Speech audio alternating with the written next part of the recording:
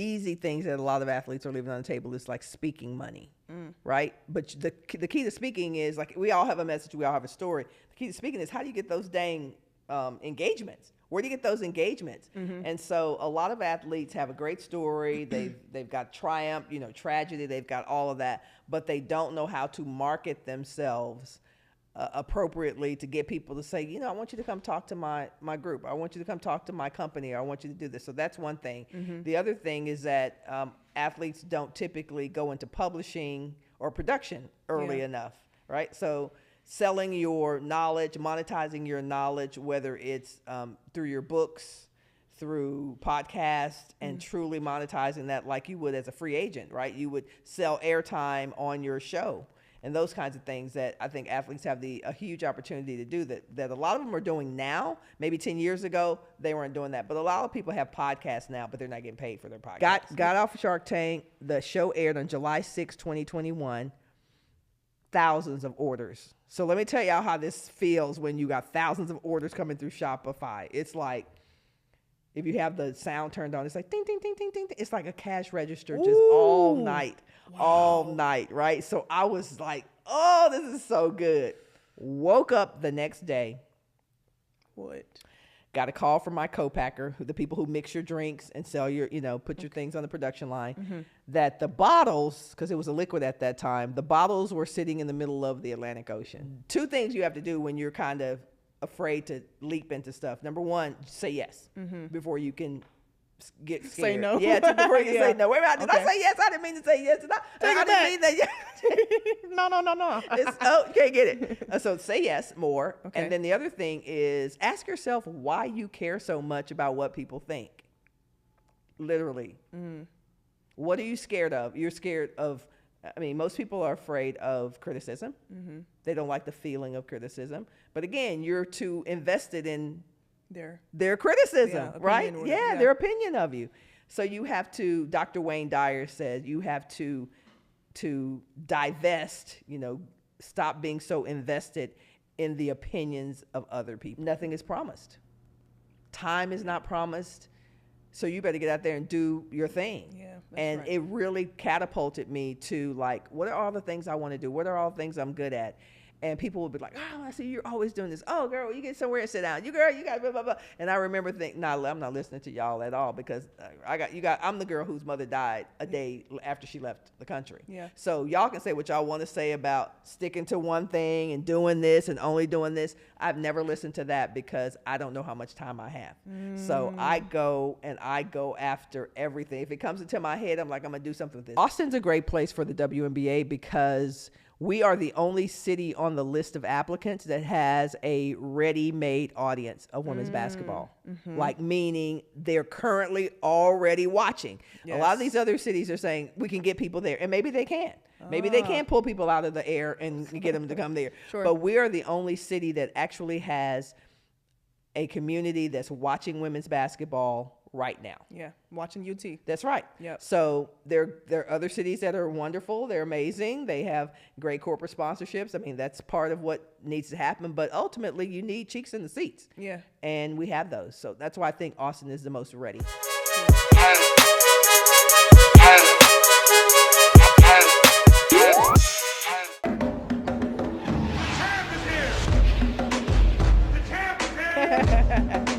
Yeah, get in the zone. The champ is here. The champ is here. There you go. The champ is here. Thank you, E. The champ is here. Yeah, the champ is here. I like that. Yeah, I like that. Fran Harris on the show. What's up, you guys? Welcome to Stats to Assets. Today's going to be a great talk. Yes, it is. A talk that I have wanted to have for a long time with a person that I really admire. And I get to see them in action and talk to them and just be around them. Fran Harris, welcome to Stats to Assets. Fran Harris, thank you. Ernie, appreciate it. Great to be here. The champ is here. Fran, who are you? Like, who are you? I know you, but who are you for real? But people don't know who you are. Oh, man. The first thing that comes to mind is that I am a sister. That's the first thing. That's the thing I've been the longest, is my parents' child and a sister. And that's a role that I really love probably more than anything, more than business, more than athletics. I love my family. We're funny together, and I'm fortunate that I get to do business and life with those guys. Yeah. That's awesome. Yeah. I'm going to read some accolades that I found. Tell me if I have anything wrong and whatever I forget. Okay, so Dallas, Texas born. Yes. Born and raised, basketball all-stater for South Oak Cliff High School. IUL state champion. How many? One state championship? First year I played basketball, I was a 10th grader. This is my first time playing organized basketball. We went to state. We were 40-0, so didn't lose a game. Next year we lost a regional. I think we lost maybe 2 games that season. And then my senior season, I don't know if we lost a game, but we lost by 1 point in state to my eventual college teammate, Yolanda Wimbish in Victoria. Okay. Oh, yo. So I got 1 state championship and 2 trips to state in 3 years. Nice. Okay, cool. Olympic alternate? You had to bring that up, huh? I did. I know you don't like it. What age was that? Because it's important, though. What age was that? I was 20. It was in 88, so I was 23. 23. Yeah. Okay.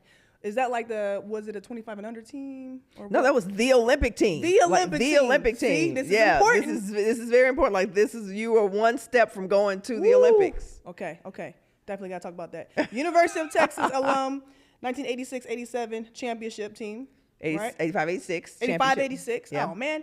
85-86, but the only championship in the Frank Irwin Center. Still. And still today. Still to this day. The women's team has the only championship. Undefeated too. Undefeated. How many games was that? 34-0. Woo! Girl, I couldn't imagine. WNBA won championship with Houston Comets. 1 time. 97. How many years did you play with Houston? I played 1 season with Houston in 97, and then I asked for a trade to go play in Utah, and we didn't win a championship in Utah. Okay. So, college girls basketball coach, HGTV host. I found this Fran Harris advice hotline. Life coach, ABC's Good Morning America talk show host. And if I have it right, the number 1 candidate out of about 15,000 people. I was a runner-up for that. Wow. Yep. Okay. Good Morning Texas show host. Who's on there? Founder of Electra Beverages, Shark Tank participant. Yeah. I definitely want to talk about how that went down. Yeah.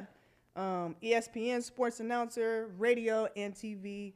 I saw this clip that said, it was an older clip, but at that time it said generated over 50 million in television publicity. I don't know what that means, but it's a big number. That means that if you had to pay for the amount of exposure that I got on television, it would have cost you about $50 million. Dang. Yeah. And I know that has increased. Yeah, definitely. Today. Definitely, so, yeah. Yeah.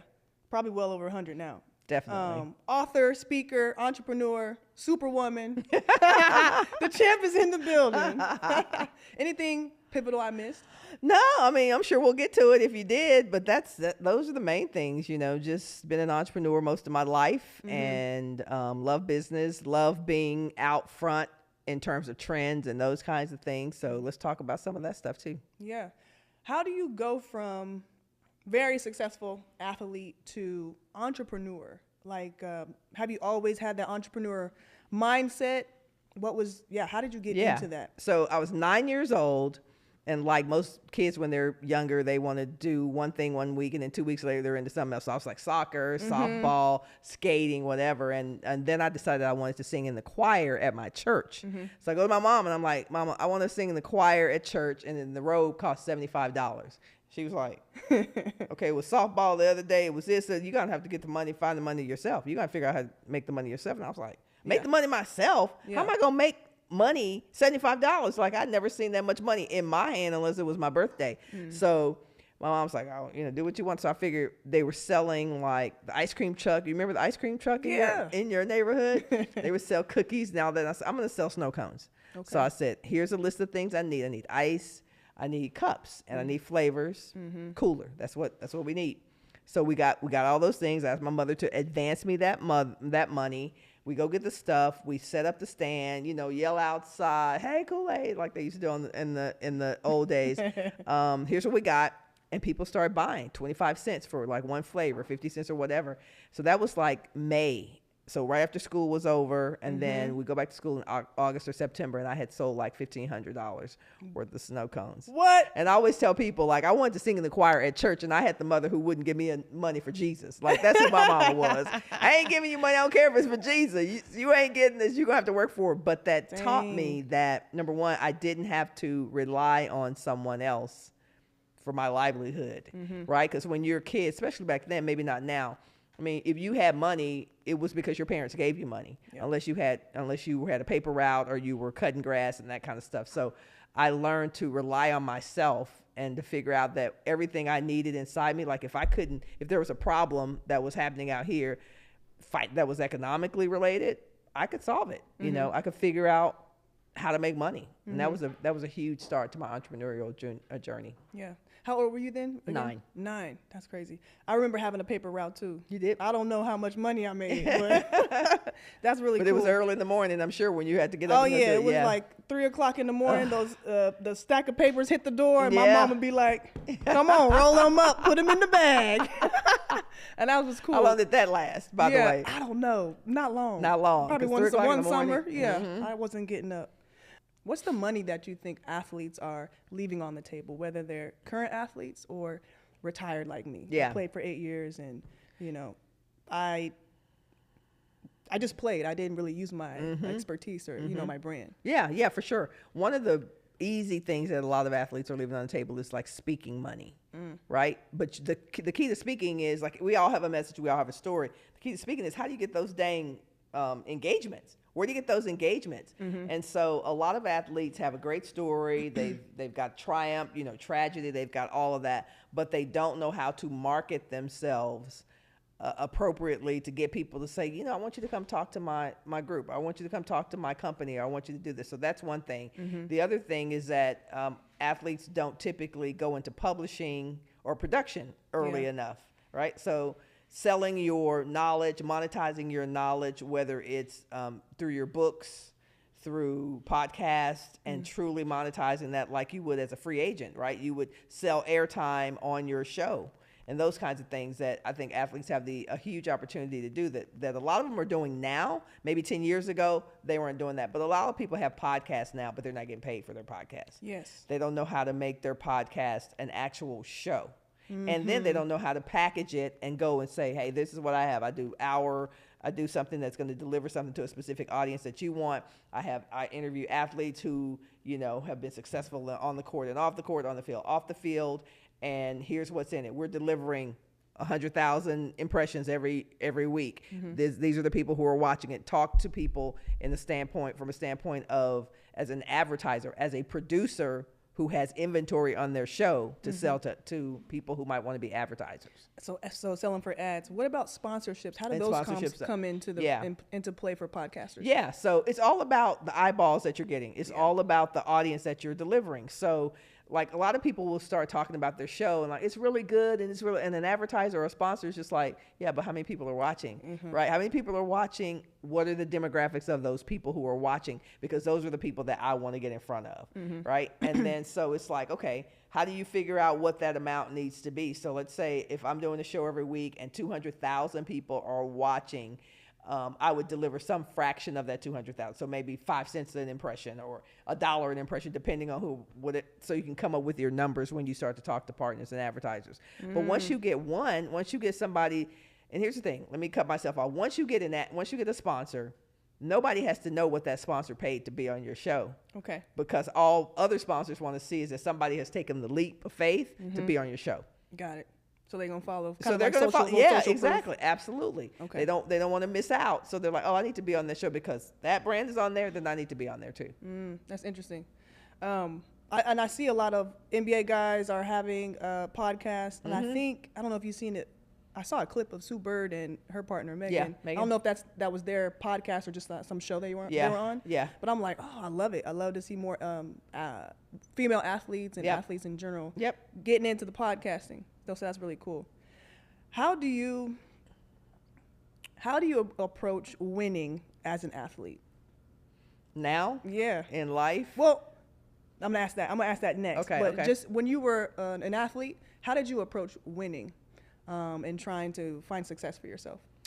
So because we were playing in a very successful program where winning was kind of anticipated, expected, that we would be coming in first or second, whatever, it becomes a part of like who you are, your inner culture. There's a culture that's on your team, and then there's the culture that you have within yourself. And so I'll even go back to days when we would be running sprints. And there were some days I would be a winner, and some days I wasn't going to be a winner. I didn't feel like being a winner, right?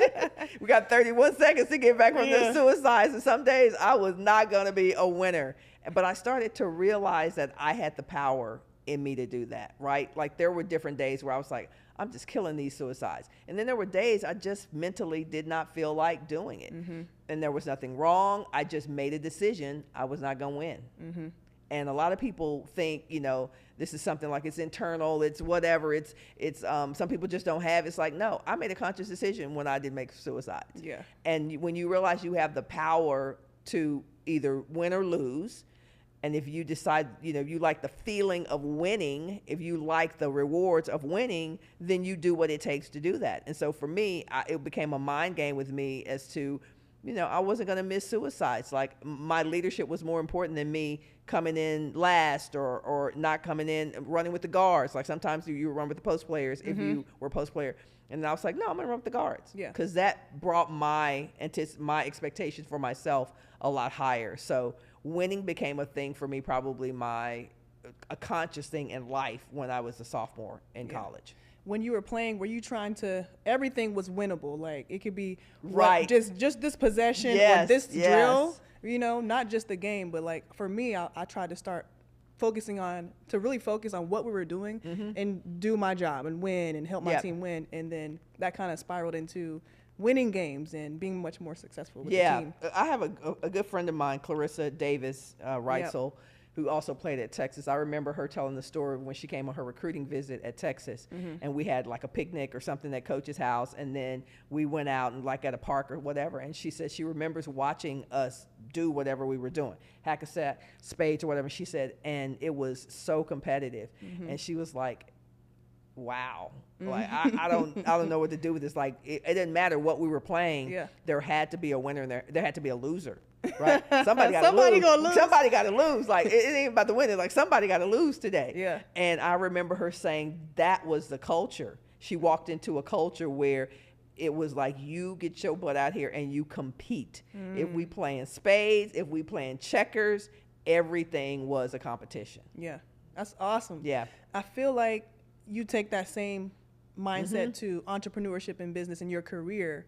Would you say that answer is different as far as like what's your mindset and approach to your career and recreating yourself, you know, and just continuing to build a career for yourself? Because every time I see you, you're doing some new business project and it's awesome. And then doing the research on you, you've had some very different careers and opportunities, and they all are cool. And I want to know, like, what's your approach to that, even if they're new? Yeah. My thing coming out of college, well, let me just say this. My mother died when I was 16 years old. So I was a junior in high school. It was the summer before my senior year.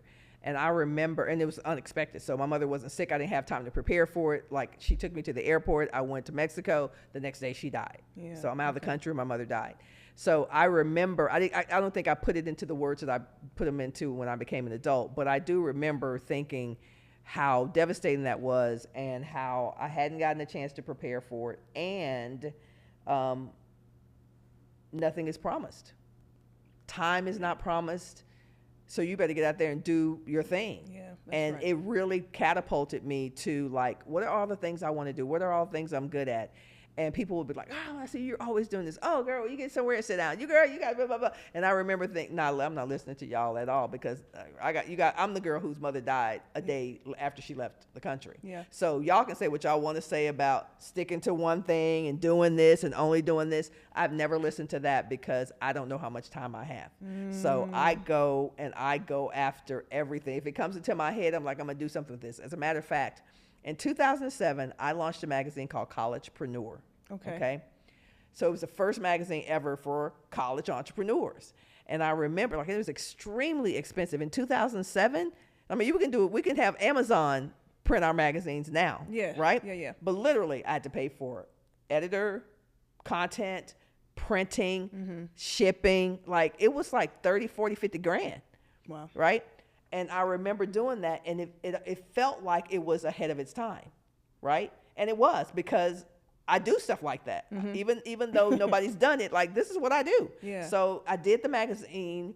I'm looking at it, I'm laughing about that I did it, because for me, it was kind of like pitching your fork in the sand with your IP. Like, even though it was ahead of its time, it's going to come back around. Like, there's going to be a time, whether I print them or not, that building something for college entrepreneurs is never going to not be in style.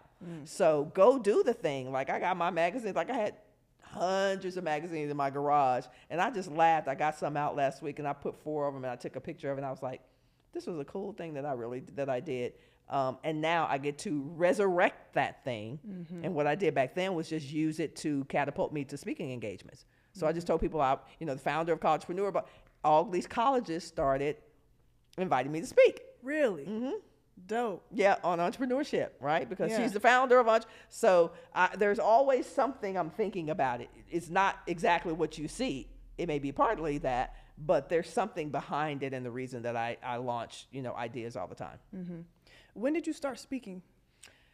I started speaking in church when I was like 7, 8, 9 years old. Like, okay. Jesus wept. And they were like, that baby good. That baby gonna be a speaker. You That got baby some good feedback. Make it keep talking up that slow. Oh my God! But I'm laughing, but it's true. My pastor's wife. Shout out to Alma Pryor, Sister Alma Pryor, Mama Jewel. Shout out to her, who put me on all the programs. But that gave me confidence to stand before people and an audience on a mic and talk. And so that started in church when I was, 7, 8, 9 years old. And I just kept doing it. And then I remember when my first real job after I got cut from the Olympic team, I was working for Procter & Gamble, and I was a salesperson. Okay. They came recruited me on UT's campus. And then I was talking a lot because I was selling Crest toothpaste and Scope, and that kind of thing. And then they started putting me in front of audiences in Procter & Gamble. I was like, wait a minute, like, I'm getting paid for this. And that's when I realized this could be a whole thing, a whole, $100 million industry already. But I started to get really paid good money as a speaker then. Would you say you are more of an extroverted natural person, or introverted, or in the middle? Yeah, I'm definitely extroverted. Yeah. But I also enjoy alone time. Like I'm the person who, like, for Thanksgiving, I ain't going nowhere. Somebody tried to invite me to someplace today. Come over to the house. And I was like, no, you don't understand. Like, I'm shutting it down. Yeah. People leaving town, and I already got my plans, my meals that are going to be delivered, and it's just going to be me. So I'm that extroverted person who, like, some people are extroverts and they cannot be alone. I actually enjoy being by myself. Yeah. You recharge like I that? really do. Yeah. What advice would you give introverts, or more just people that they want to get into entrepreneurship? They have these goals and passions, but they're not putting themselves out there. They're scared to. Yeah. They're not speaking about, hey, I do X, Y, and Z proudly. Yeah. How do you get over that? That is a great question, because to this day, I still do things that I think other people are scared to do. So I'm doing it for them. Yeah. I really am. Okay. So, for instance, a few years ago, I did, at the Las Vegas Aces Alumni Weekend, I sang the national anthem in front of 10,000 people. Like, I didn't need to do that, but I just threw it out there. Somebody said, oh, Fran can sing. Your friend can sing. I said, really? So Jennifer AZ called me. She said, hey, Fran, would you be willing to sing the national anthem at the alum thing? I was like, yeah. I said it before I got scared to say it. Just right? yes, I just said yes. So that's what I would say to people who are, get kind of nervous or whatever. Like, just say yes. Just say yes, and then just do it. Like, I don't care that's the other thing about me. Like, I legit don't care what people are thinking. Okay. So 2 things you have to do when you're kind of afraid to leap into stuff. Number 1, say yes before you can get scared. Say no. Yeah, before you can say no. Wait a minute, did I say yes? I didn't mean to say yes. I didn't mean that. No. You can't get it. So say yes more. Okay. And then the other thing is, ask yourself why you care so much about what people think. Literally. What are you scared of? You're scared of I mean, most people are afraid of criticism. They don't like the feeling of criticism. But again, you're too invested in their criticism, right? Yeah, their opinion of you. So you have to, Dr. Wayne Dyer said, you have to divest, stop being so invested in the opinions of other people. Divest. Yeah, you got to divest from other people's opinions. Nice. And I really, that's who I am. It's like, I mean, whatever people saying, it ain't about me anyway. I mean, literally, like, oh, there were some people who were like, oh, the Fran sang the national anthem. I mean, if that's what you call it, whatever. I'm just like, guess what? Guess who sang in front of 10,000 people? Guess who got other invitations to sing after, like, you know what I mean? Talk about that. Yeah. Saying yes and putting yourself out there, whether it goes well or not. Right. And you're setting yourself up for more opportunities. You are. You absolutely are, because there's going to be somebody who says, I didn't know you could, I didn't know you were a speaker. I didn't know you were an artist. I didn't know. And people start putting you on.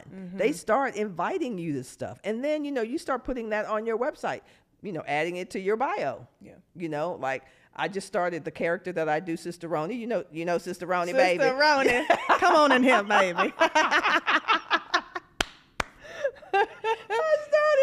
I started her literally. I said something to my niece, who's probably your age, and she kind of looked at me like that, and then I was like, because we heard this person, and so then I just started doing it. And everybody who's been in church or at school or whatever has that one teacher, that one person in church who everybody knows. She gonna tell it just like it is. She don't care what you thinking. She don't. I mean, and so I started, and everybody just started.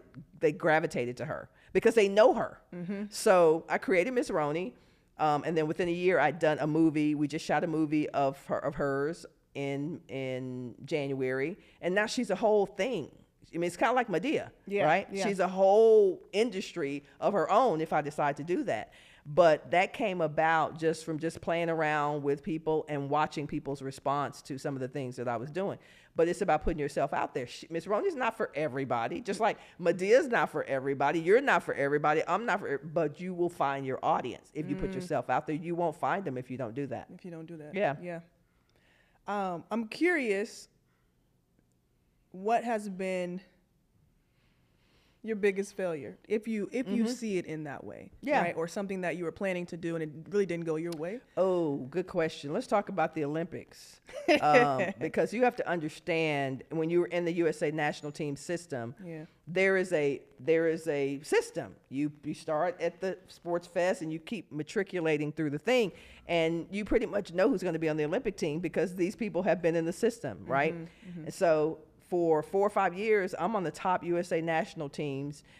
Me, Teresa Edwards, Cam Etcher. I mean, like, you look at our pictures and people are like, what are who? Cynthia Cooper, Katrina McClain, and Donovan, like, we were incredible. So that's really supposed to be the Olympic team. And candidly, what happened was the year that they were picking the Olympic team, we were in training camp, and a certain coach came to town and noticed that a player from her team was not on the was not going to make the Olympic team, and she influenced the decision.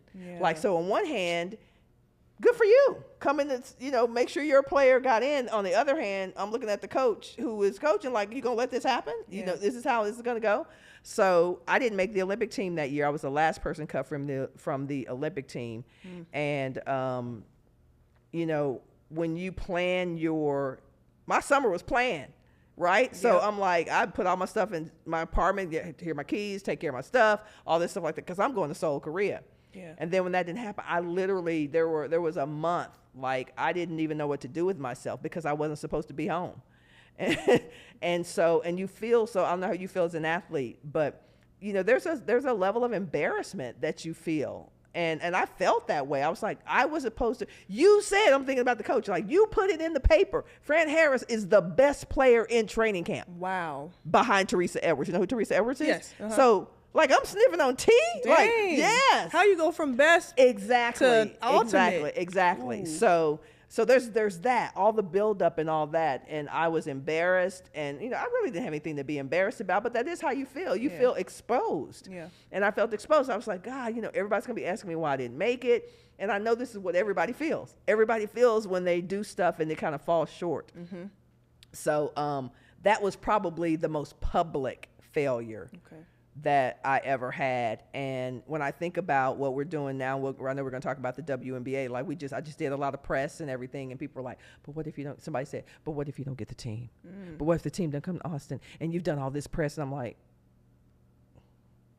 look at all this press I've done. Look at all this exposure I've gotten for Austin. Look at, like, that's how I look at it. So you got to tell the story in a different way. Yeah. But, and don't be afraid to feel how you feel when you perceive that you failed. Yeah. Like some people are like, no, I'm good. You know, like, but no, I legit was depressed. I could not leave my condominium like for a month because I wasn't supposed to be home. And so I had to work through my expectations of being on the Olympic team, my frustration with not being able to control all the things that get you where you want to go. You could be the best, you could play the best, you could have the best relationships, and you can still not make it. And that was a lesson that I learned that summer. And you were 23 at that time? Nice. And I quit, by the way. I wasn't just mad. I stopped playing basketball. What? Yes. Yeah, I quit. I said, take us through this now. Yeah, so so you quit. Yes, Okay. I legit Was it right after? Like you got the Absolutely. cut, you were like, bump this. Exactly. That is exactly what I did. That is exactly what I did. I was so mad and hurt and devastated that I was like, oh no, you won't get to do this to me again. Yeah. What you're not gonna do is break up with me again. You know, so I'm gonna break up with you first. I can show you better than I can tell you. So that's what I did. I quit basketball and went to work for Procter & Gamble. Got in grad school at UT. I was a GA, a grad assistant at Texas for the women's basketball team. And I was like moving on. You know, it's like a breakup. Like, out. Right? You know, like I'm not going to let you do this to me again. So here I am at 23. And they had told me when they cut me, like 92 is gonna be your year. Like, this is how it works. Don't you know? You know how it works. You're in the system. You don't. This is not gonna. You're gonna make the next team. I said no. I literally said that to her. I said no. I'm not doing it. I'm done. So I got a job. Did all the things that athletes do when they retire, and and then maybe a few years later, I started playing in a Hoop It Up. Like, it's like when you break up. Yeah, Hoop It Up. Yes. Oh yeah. Those were some fun tournaments. I was like, oh, you trying to get back in my life, basketball. You trying to holler at me again, basketball. So I started playing. Okay. And then next thing I know, the ABL starts. The American Basketball League starts, and it's a professional league that's going to be the precursor to the WNBA. What year is that? That was 96. 96. The big year, the big year of the Olympics. Okay, yeah. Right? So the dream team traveled that year. Lisa Leslie, Dawn Staley, all those guys traveled and kind of laid the foundation for what professional sports became. So the ABL started. Most of them played in the American Basketball League. People called me, were like, hey, if you want to play basketball again, because I'm still young, I'm 30 at this point, 31. Okay. The WNBA is going to launch, the NBA is going to launch a league for women. I was like, really? And so that year, I called the WNBA the fall of 1996. They said the league was going to start in 1997. And they said, I called them. I said, hey, I was inquiring about the WNBA. And they said, well, Fran Harris, you play at Texas, right? Like, yeah, national championship team, right? I said, yeah. They said, oh, what's your interest? So they thought I wanted to coach or be a trainer, because they're wondering, like, ain't you old? Like, like you 31? And I was like, I'm 31 years old. I'm not. This is not old, right? Yeah. But they hadn't seen me in a while, because that's how it was then. We left to go overseas. Everybody was playing overseas. Coop, Cindy Brown, everybody was playing overseas. So I was like, okay, so I ain't gonna get no love from the WNBA. She said, what they're gonna do is try out in Houston in May. So I called the coach who had been named the coach of Houston Comets, which is Van Chancellor, which, for you historians out there, we beat Van Chancellor's Ole Miss team in the regional finals to get to the Final Four. And that was the last time I had seen him. Texas did. Yeah, Texas did. So I called him. I was like, hey, coach, I hear you're having tryouts on Mother's Day in 97. You know, he was like, Fran Harris. Yeah, I still ain't forgot what y'all did to us. And, you know, he was like talking a lot of smack. And I was like, you know, trying to be polite. Yeah, I mean, it was good. Y'all were good and all that stuff like that. He said, no, come on in. Don't come. It's a 2-day tryout. Don't come on Saturday. Just come on Sunday. And I'm like, is he telling me to come on Sunday because he thinks I'm really good and just skipping Saturday, or because he thinks she ain't good? You know, just whatever. Just I don't see that much of it. So we go there, 250 women in the gym, 250 in the gym. And we talking about fresh out of college. So it's like 21-year-olds and then, so I'm looking at them. I'm like, okay, I'm looking at them. They like a kid, like a little playpen. Like they're just young. They're so young. And I was just like, okay, all right. Exactly. So Harris, get in there. Oop. He said, Harris, get in there. And there was a player there named Kim Perrott who also played at Houston, ended up being the point guard. Yeah. But there were 250 women, and we got those last 2 spots on that team. So there were only 2 spots. They had already named the other players. They were only looking for 2 spots out of all them women. Yeah. Wow. And me and Kim got the, yep. Nice. Yep. That's awesome. Yep. How did that feel? That was one of my greatest joys, right? Coming from the bottom of the Olympics and giving love a try again. You know, it's like loving basketball. Because it's like, I know if I pick up this ball, I could get hurt again. Yeah. I could be, whether it's injury or it's just like rejection. So I was like, yes, I knew love. I knew you wouldn't do it to me, love of basketball. I knew you loved me. I knew you loved me, baby. But that's how it felt. It was like the greatest high that I had in my life. That was incredible. Yeah. Sounds amazing. So from 23 to 30, were you just working, or did you go play overseas? I played overseas before the Olympics to get ready for the Olympics. Gotcha. And then when I got cut, I was like, I ain't going back. They were like, Fran, nobody stops playing basketball at 23. Come get this money. Get back over here, right? And just play for like 20 more years. And I was like, I'm not doing that. So I stopped playing basketball. And then when the WNBA, I heard they were starting in 96, I legit called a friend of mine. I was like, listen, I need an agent. This is the fall of 96. And they were like, well, so have you been playing? You have any tape of yourself? So I went on like a Christian, maybe like a Fellowship of Christian Athletes or some kind of thing like that tour. Me, Nikisha Henderson, and some other people. And I got tape because I needed tape to send to. And he said, there's a job in Switzerland and they liked you. So I sent it. And I signed, and I went to Switzerland like a few months before the WNBA season started. How'd you like Switzerland? Loved it. Yeah.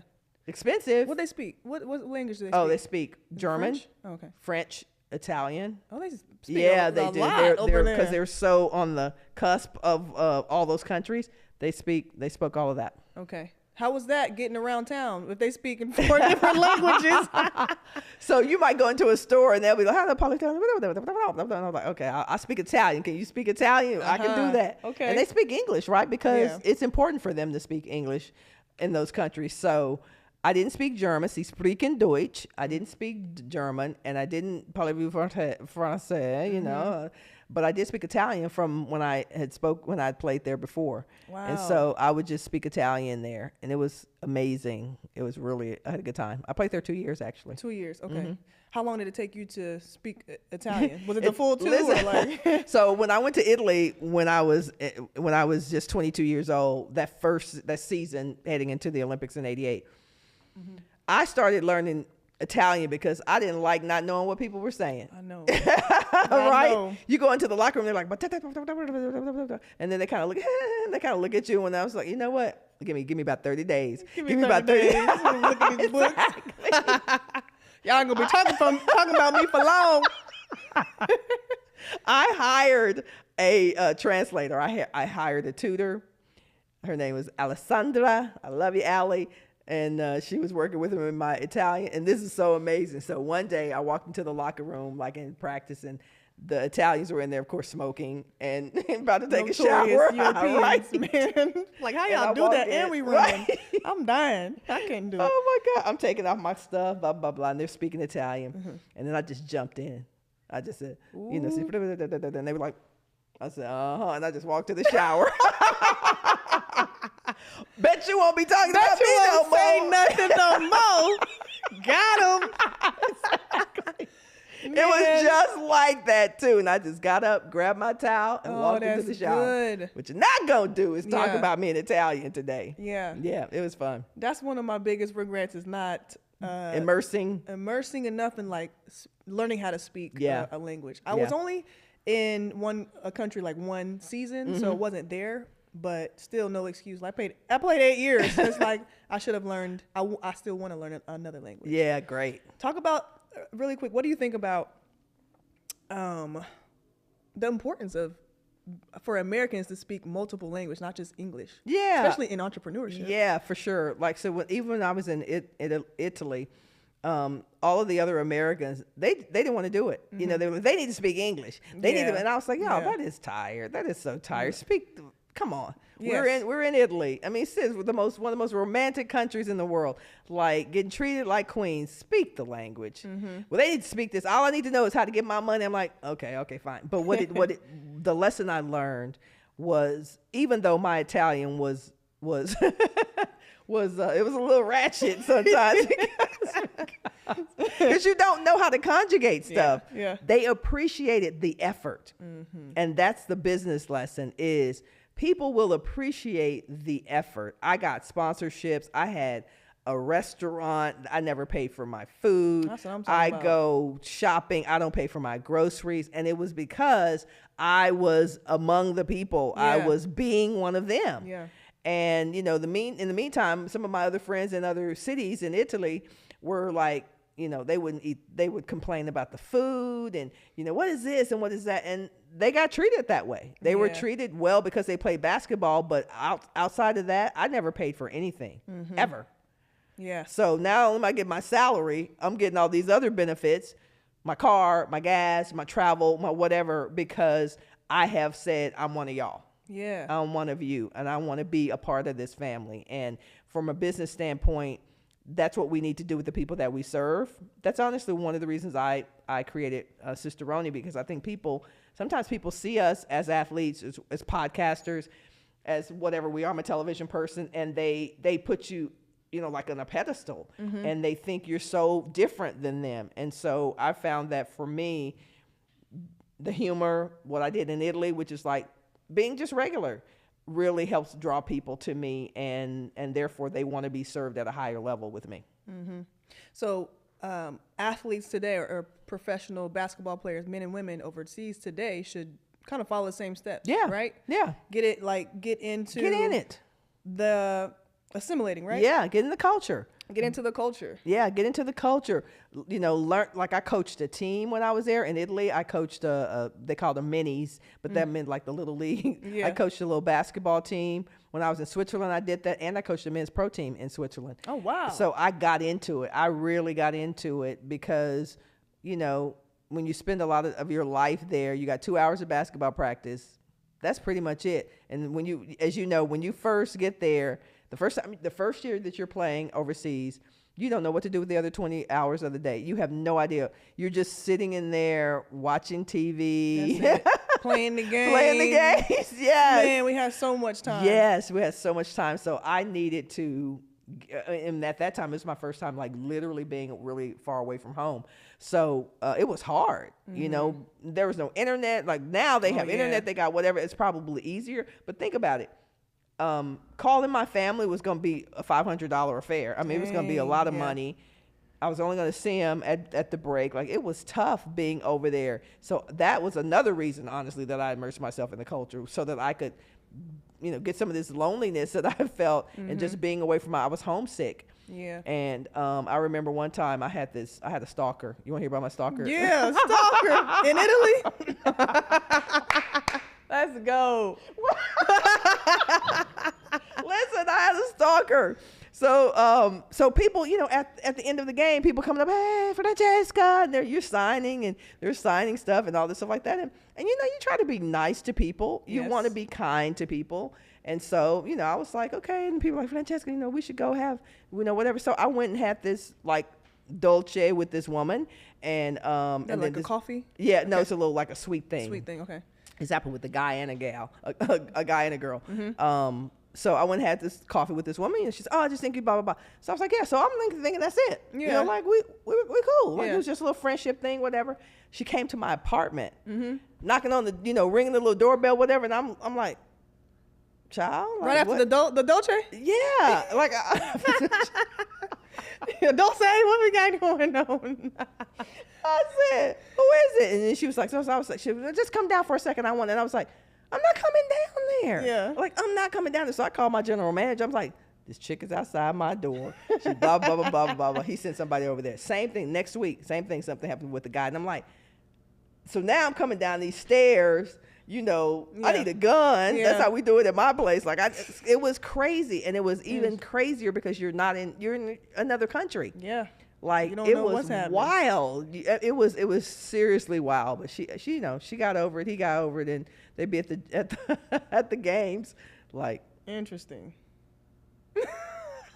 I had to get security. I had to get security in Italy. It was nuts. That's crazy. Stalker in 1987. 1987 Stalker Edition. Italian Stalker Edition. Ma che cazzo vuole da me? I did love I don't know what I cussing could in. do. I love cussing in Italian. It was it's the facial expression and the hand thing. Yeah, they talk a lot with their hands. Yeah. I It heard was that. fun. And sometimes you don't even. Sometimes somebody do something and you just can just go, like, and that really means like this, motherfucker. Yeah. I love No it. words needed. Just That's cool. yeah. I didn't It was get to fun. play in Italy, but I've heard all the Americans that go over there, they love it. Amazing. They Food love it. was Yep. amazing. Oh man. Let's talk about Electra. Okay. And I want to talk about some WNBA stuff Okay. for sure. Electra. But Electra in the Shark Tank, can't think of the show. Yes. But take us through that whole process of developing Electra, where that come from, and then the Shark Tank experience. So I was I always start off by saying I was running a 5K. Okay. I was walking a 5K. I was walking a 5K. And you know how at the end of the race they give you the sponsors sports drink, right? They give you a little cup or they give you a bottle. Yep. And for some reason, now you know how much sports drinks we have consumed in our careers. Right, where you just take the bottle, you just turn it up, right? I had never really looked at the ingredients in sports drink. Yeah. And I was like, dang, like, what is this? Yeah. So just something in my head, I called somebody. I said, listen, I need a consultant who's been in food and beverage, preferably beverage, because I want to know what they think about an all-natural, better-for-you sports drink targeted to women. Because, you know, those famous sports drink people ain't thought about women. Those are made for guys, right? So if you look at the bottle formation of Gatorade, it looks like a penis. Have you ever noticed that? No. You will not. now I will not be able to see. forget now. Thank you. Look at him. It looks like a penis. I'm not even kidding. So it's made for a guy. That was on purpose. Yeah. So I said, I need a sports drink, a hydration drink that's all natural, better for you, targeting women. Cool. With us in mind. Yeah. So somebody sent me this woman named Angela Hine, who's an advisor in my company now. And so we started talking about it. And then we did a survey of young women athletes and their mothers and athletes, maybe your age, 30-ish or whatever. And we asked them about what do you need in a sports drink? And they just told us. And so I was like, 200, 300 women and girls cannot be wrong. Yeah. They're like, we would drink it. We would try it. So I said, I'm going to do it. I'm going to go see, if we can do this. So this was 2019. Yeah. And got a formulator, just learned the beverage business. And in 2020, I went to shoot the episode of Shark Tank. I auditioned for Shark Tank. Thousands of people, of course, auditioned for that, 25, 30,000. Where was that audition? That audition happened to be on video because of the pandemic. Oh, okay. Right? Yeah. So 2019, 2020, the audition was on video. Okay. And then I went to shoot that episode actually not shoot the episode. Shoot the episode in 2020 in Vegas in the heat of the pandemic, and there was nobody in the hotel in the Venetian except for us. Okay. So Dang. the entire Venetian was empty with the exception of the production team and the people who were going to be shooting their episode of Shark Tank. So that was a tremendous experience because I just took an idea and like validated it through data, seeing, what was out there. Everything that was out there had been done for men, had crap in it or whatever. And I'm like, so much stuff in there. So much stuff in there. I'm like, there's got to be a market for this. But here's the thing about that. So Shark Tank, it aired in 2021. Again, the pandemic got worse in 2021. So we got to launch it. So I'm doing the show. Imagine this. I'm doing Shark Tank. Got off Shark Tank. The show aired on July 6, 2021. Thousands of orders. So let me tell y'all how this feels when you got thousands of orders coming through Shopify. It's like if you have the sound turned on, it's like ding, ding, ding, ding, ding. It's like a cash register just all night, right? So I was like, oh, this is so good. Woke up the next day. What? Got a call from my co-packer, the people who mix your drinks and sell your, put your things on the production line, that the bottles, because it was a liquid at that time, the bottles were sitting in the middle of the Atlantic Ocean because it was a pandemic. And they were not going to get here. So they were going to sit there for 6 months, whatever. Wow. So Just here I on am, a boat. just on a boat, just sitting in the middle of the Atlantic Ocean. And I was like, so what you saying? So what you saying? So what that mean? What that mean? So what you trying to say? Well, we're not going to be able to produce the product, to sell the product, to ship the product. So I got thousands of orders that can't be shipped. How much was that? Listen, so I went from elation to deflation, right? And so I'm like, well, when do they think they're going to be arrive? And they're like, 6 weeks, which turned into like 4 months, right? They knew it when they were saying that. So I had a decision to make, and this is where the business, a lot of the business comes in, is like people were going to be very upset about their not getting their product. But it's not my fault, right? There's nothing I can do that bottles are sitting in the middle of the ocean. So I had to decide, and I didn't want to give back all that money. Oh, no. Right? You got to figure something out. You got to figure something out. So I go, okay, let me think of what should I do? Okay, well, I'm just going to tell people the truth. So emailed everybody, because I obviously have everybody's email.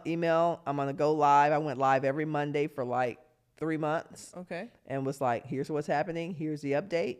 Here's where we are. I know this is not what you want to hear, but as soon as we get it, so that's what I did. I decided to not refund. I had a couple people who were like, I want my money. I don't care about that. But it was like less than 1%. Yeah. Because I found that if you will just be honest with people, they understand. Yeah. And we're in the middle of a dang global pandemic. This is not my fault. This is not some mistake I made. It's just the way it is. And so I found that if you just will be honest and be real with people, they'll be reasonable. There will be those outliers, and there were those outliers. I mean, you better send me my money now. I don't care. Nasty. Come on, it's $21, y'all. Stop. Stop acting like you bought a diamond ring, you know. But it's their $21, so we don't even question that. We just boom, because we would rather have happy customers than disgruntled ones. And so it's like, give them back their money, move on, get out of here, unsubscribe from my list, because I don't want the energy in here. Sure. So did that, and eventually got a chance to ship the product and start to give some feedback on it. So, but it literally, the supply chain issues became so much that in 2022-ish, maybe the second part of maybe fourth quarter of 2022, I was like, I'm just going to chill. I'm not going to force this. And so I stopped production. I'm like, I'm going to reformulate. I'm going to do all that. And that's what I did in 2023. So I sold a little bit. It was like the remainder, because it has a 2-year shelf life. Yep. And then I said, I'm not doing anything. I'm going to come back bigger and better with Electra, new formulation, new powder, whatever. And so that's what we're about to do now. Nice. Yeah. Awesome. That was hard to do, because you have to silence what people are thinking. Oh, I mean, and people were nasty on social media, oh yeah, you all you do is win, because that's what I said on my Shark Tank episode. All you do is win. Well, are you winning now?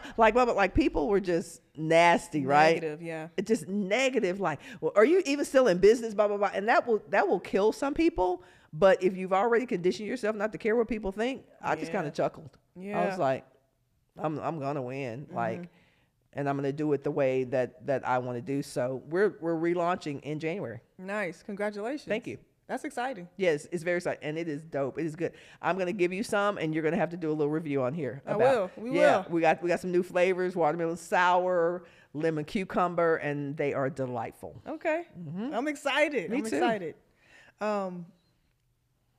So Shark Tank, how did that turn out as far as getting equity or getting a deal with anybody? So I did a deal on the show with Barbara. Awesome. Yep. Okay. So little education for everybody. So it is a television show, you guys, right? So y'all ain't seen Shark Tank. It's got 25 seasons. Yeah, right. I don't know what y'all been thinking. It is a television show. But but yeah, so we did a deal on the show, and then there's diligence after the show. So only about maybe 15 or 20% of the deals that you see on the show actually happen. Okay, cool. Yeah. Cool. Yep. Makes sense. WNBA. WNBA. What you working on, Fran? Trying to blow up Austin. WNBA, yeah. Trying to blow up Austin. The W is expanding, thankfully. The W started out when I started playing with the Houston Comets. There were only 8 teams. Wow. And by the way, they picked us to finish 4th in the East. So Houston was actually in the Eastern Conference when the league first started. They picked us to pick 4th. They picked us to finish 4th, and we won Natty World Championship. Yeah, we won the ring. But then the W expanded really fast. Okay. Like went to 16 teams like overnight. And next year, second year, or what? Yeah, like 4th, 5th, 6th year, something like that. I think. Okay. Yeah, they went hard. Okay. They went hard real fast, and nobody was showing up. Nobody was coming. It was the W didn't even really have a marketing team during those years. Wow. They just got a marketing team maybe 6 or 7 years ago. Really?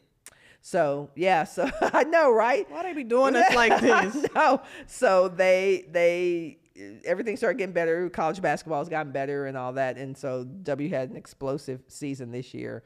Merch, attendance, all that, and so they're gonna Golden State bought a team at $50 million last fall, and 2 other teams, Toronto and Portland, are adding expansion. So it's 12, 13, 14, 15, and then the W says that they are going to select a 16th team to start playing in either 27 or 28. Okay. And my group is putting a bid on the table to be that team. Nice. For Austin. Let's go. Austin for the W. You get it? Austin for the W. For the W. Yeah. Why do you think Austin's a great place for a WNBA team, women's professional team? Yeah, Austin's a great place for the WNBA because we are the only city on the list of applicants that has a ready-made audience of women's basketball. Like, meaning they're currently already watching. Yes. A lot of these other cities are saying we can get people there, and maybe they can.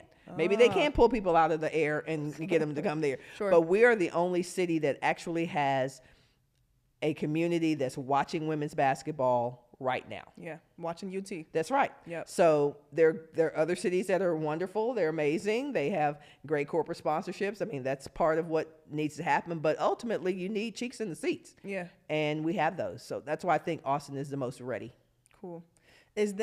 What do you think that, what kind of opportunity does that bring the Austin college girls or Texas, girls that are from Texas that have played in different colleges?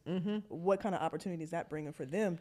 Yeah, you know? Imagine when you played college basketball at Texas, if there had been a professional team like coming on the court after your guys got out of practice. Just think about, even though you played professionally anyway, but think about how differently you would have felt hitting the floor knowing that the local scouts were watching you play, that WNBA teams were coming into the arena, that you were watching women, you were watching what you could be. Yes. It would have been so different for us. And so I believe that's what's going to happen with the environment and the culture, is that young girls are going to flock to Moody to see our WNBA team play, and it's just going to change their lives. Yeah. I can see that. Like if I was back playing in practice in the Irwin Center and the pros were getting ready to come practice, or we get to see them finish their practice. Yeah. It's more of a reality. Like, it is. Oh, that could be the next thing. Yeah. Versus going overseas. Right? Yeah. I got a question for you. Yeah. Like, even though you played overseas, think about the fact that since there was no professional league, all the things you had to think about doing, like there was your counterparts who were playing with the men's team, they had aspirations of playing in the NBA and these other things, and your career was about to end. Do you remember that feeling or anything? Like after graduating from UT? Yeah. I had a lot of anxiety for senior year. Yeah. Because I always wanted to be in the WNBA or when I was younger, just in the top league. I don't even know what it was, right? And I had put a lot of pressure on myself to perform. I also had a lot of injuries. And so I kept hearing that, 00 is injury prone, and that shot me down. It shot my confidence, and I actually had an issue making free throws my senior year. I didn't want to get fouled. Wow. It was the craziest thing. Like, I had been a really good free throw shooter, very calm. I can go up there and nail them. But senior year, wow, that was where my anxiety was. I didn't want to, I was smaller. I played like 4, and I hated being under the basket. I did not want to get fouled to go shoot these free throws. It was the weirdest thing. But I had a lot of anxiety because of what I was hearing. I'm like, I'm not going to make it. But I wanted to so bad. I really didn't. I didn't really know that there was another next level of like playing overseas until you kind of get to the end of the year and you're hearing and thank God San Antonio was where they had the Final Four, and they have those combines and all that. So I signed up for a combine. I almost didn't know about it. I knew a couple of my other teammates had already signed up. I'm like, why didn't nobody tell me? I don't know what was going on, but I figured that part out, and I went down there and tried out, and I got one agent was like, hey, I'll help you, and I made my way to Portugal.